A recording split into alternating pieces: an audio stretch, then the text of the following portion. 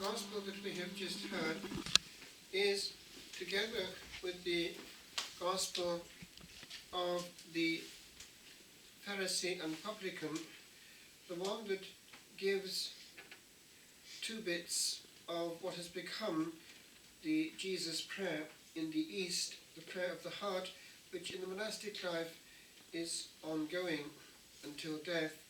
They are formed even when working to be praying with the heart. If they're praying alone, sometimes they also make it based on the rhythm of the breath, one half breathing in and the other breathing out. But the Eastern writer, Metropolitan Anthony Bloom, has quite a few interesting lights on this prayer, and also, as it happens, on the Gospel. We notice, if we're careful here, that he uses this blind man, an element which shows his spiritual lack of light. He is still talking in human terms. He says, Son of David, Son of David. So he's still working as a man. He doesn't see further than the humanity. Have pity on me. And then the other prayer, Lord, be merciful to me, a sinner. So that's been tagged on, and with the Christian light that we have, this Son of David becomes Son of God. So it's here, God at one end, and man in the middle, and the bridge is mercy. And Anthony Bloom also has an interesting mention of the way in which, going into another part of the Gospel, the Good Samaritan, the Good Samaritan that we have, pours out on the wound of our humanity, wounded by sin, the oil and wine of his mercy. And with regard to the oil, you notice the similarity between eleison, have mercy, and elion, olive. So the olive oil is that of mercy. Therefore we have at one pole us who are completely beggars, like this one, crying out in misery, and like the poor publican in the temple, not even inclined to look upwards, but downwards, in utter despair almost. Then the one that we are addressing from on high, in glory, as they have in their churches. If you go to an Eastern church, he's always in glory in the dome, blessing from on high in great majesty, looking down from heaven in authority. Well, he is there, and what is joining us is precisely this flowing of mercy. We are healed when we recognize our nothingness. We have to recognize our nothingness. There is no sin repented of, that cannot be forgiven. But be careful, because what has happened in our time is that we've forgotten that bit. And mercy has become imbalanced when left out of context.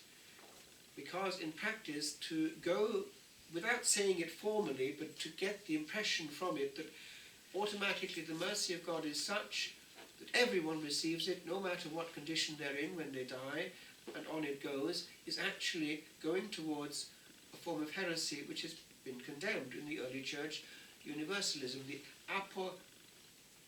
apokatastase of Origen was condemned. It's the restoration of all things, and the demon too would be saved.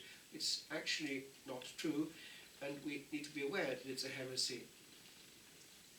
With regard to our own case, therefore, the smaller we are, the more open we are. It's the empty vessel that can be filled. If we're already full of ourselves, there's no more room. That applies also to what goes on inside us. Notice, in life, a general rule is this.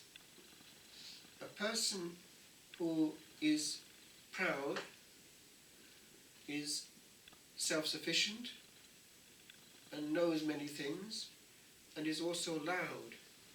Pride and large volumes of decibels go hand in hand. The proud is a noisy specimen, like the one he's influenced by. Old Nick is a really noisy specimen, and he lives in a really noisy place. So noise and pride are closely linked. Therefore, if we are noisy people, both outside ourselves by what we emit like geysers, and what we say to ourselves or to the wall all the time is disfavoring the gentle but far more knowing word of the Logos. It's important because he can't now get through to his creatures. The world is now a noisy place. Even our solitude is a noisy place. Even our pocket is a noisy place. We are noisome pestilences to ourselves and don't know it and don't want to know it. We're in our comfort zone. Time is passing by, and one day we'll wake up and see that we were living outside ourselves and the Lord couldn't get through. So before it happens, let's look at it. This last week I was giving a retreat in just the contrary of a place. Silence well observed, adoration of the Blessed Sacrament day and night, and separation from the world. And no contact with anything artificial. And I was giving these good nuns instruction about the warning, essentially, to not let that noise come in. Once a television is in, once internet is in, they've had it. It's the Trojan horse. And we need to be aware that the devil knows it, so he'll make sure the Trojan horse comes in and becomes well ensconced. Anything to take away the power of the powerhouse that we need. I'm aware that in the monastic life, in families of monasteries and orders, heirlooms exist, stories that come down, things that have happened over the generations, and we hear about them, as it were, through the grapevine. As it happens at La Trappe, we were very close to Lisieux, and Frère Marie Bernard, whom I'd known in his 90 when I was 20, he was very much an old man, but still very lucid, and he had been in close correspondence with Mother Agnes, that's Pauline, sister of Saint Therese, his elder sister, who was prioress there, who lived much longer than she did, obviously, so it's possible we're crossing generations there, an old man and an old nun would easily be in contact for a long time, but she asked, when she was petering out, that all their correspondence be lost, be burnt, destroyed, and so it was. So no one knows the secrets of her soul. He, by the way, is the one that sculptured the Thérèse of Lisieux with the roses and the crucifix, which has gone round the world ever since. It's his work, that one. But when she died, she didn't die at all. And we knew how powerful she was. In fact, the abbot was a great devotee of hers, and one retreat that we had for 8 days was from the then world expert on Thérèse of Lisieux, probably, and he gave us the inside story. Very good conferences, very inspiring. What would happen also after her death, she would get around. Now, when it came to the order itself, her own, the Carmelite order, very soon people became aware of her importance, because they were still very poor in some monasteries, living on providence partly, and one thing they had discovered amongst themselves was the power of the saint, that she would actually help concretely when she was invoked by her own. So this happened fairly soon, actually, after her death. It was in 1910. This notice went round because they had had a miracle in one of the Carmelite monasteries, and it was felt that it should be told outside the house. So this letter was written and a report was given. The sister writing says, I gave an account of the wonderful miracle of the 500 francs. So there had been no money, and there was a miraculous multiplication of money, as it could happen with food. It was just increasing before their eyes physically, at the intercession of the then deceased Therese. So this has to be put in writing and sent to the Reverend Mother here in the monastery.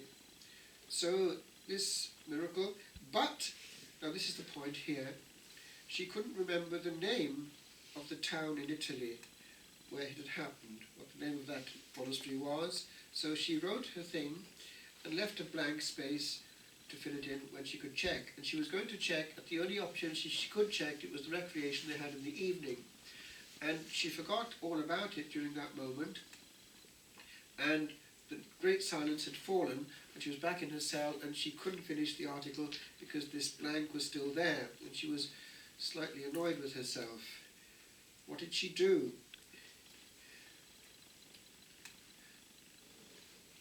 She'd forgotten.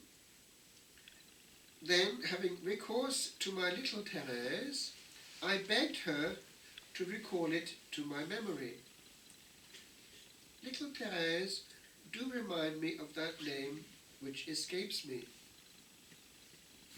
Immediately I heard a voice, sweet as that of an angel, sound in my ear, and I caught perfectly this word, Gallipoli.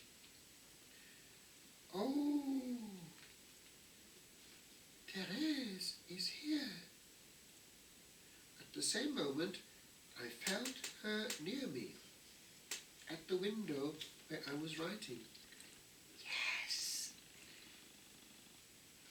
Then there were several seconds of a pause, and she went on, that is just what you must do. You must make me known everywhere. I desire to do so much good. Remember her promise?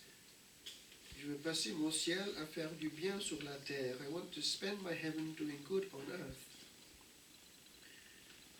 I will shower down a shower of roses. With my wonted familiarity, I replied, oh, my little Therese, how much you have changed since you have gone to heaven. In this world you wished only for forgetfulness and contempt. That's what I was telling the sisters. You here on earth are hidden and unknown. But then she gave an interior light which made me understand that the more we humble ourselves, the more God exalts us. Presently I knew that my celestial visitor, whom I did not see, but whose presence I could feel, was about to leave me. I said a few words more to her, and she withdrew, leaving my soul inundated with a heavenly joy. I went to Matins, my heart overflowing with gratitude for the grace just given me. All my life long it will be an indelible memory.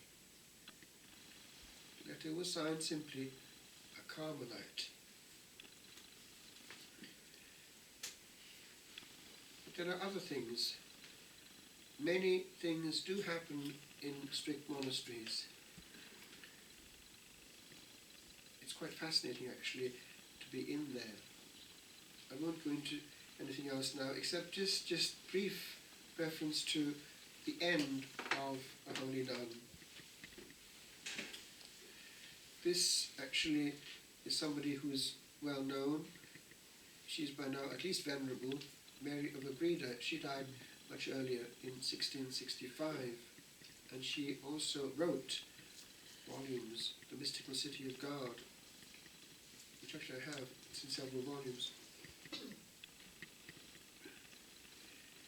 So, this Doctor of Theology declared, in the highest rank among the mystics of past ages, who have been endowed with signal graces and singular privileges by the august Queen of Heaven, must be placed, without hesitation, the Venerable Mary of Jesus, Lord of Agreda, from the name of the city in Spain where she passed her life.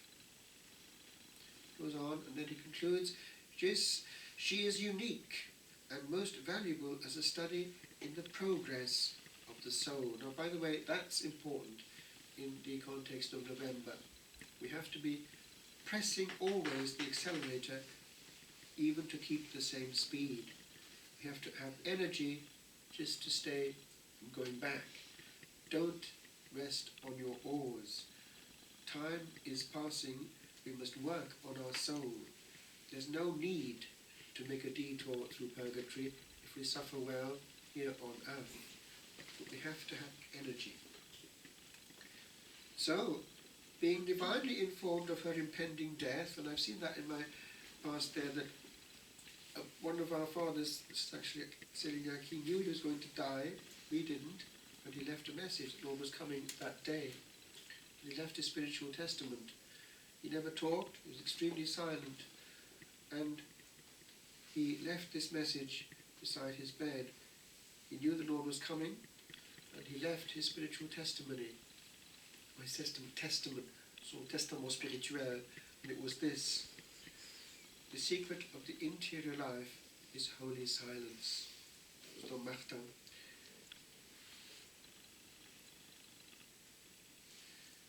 With the townspeople weeping outside, and with the members of her community praying beside her sickbed, she died, and she actually had a mystical experience as she was going. She was only 62, but she'd been a nun for 46 years, and abbess for 35. And as would happen always, the community would be around, waiting for her to be transported by the angels. It's a great victory, the death in a monastery. And what happened? The community attested to the fact that at the moment of death, they heard a heavenly voice repeat, "Come, come, come." And the Venerable Mother expired at the last summons. Nowadays, very few die prepared. One day, somebody asked Padre Pio in midwinter about the question of how many were saved and how many were lost. He calmly just took him out, pointed to the snow, and at that moment the descending snow, and said to him, "Do you see those snowflakes? Souls are going into hell like snowflakes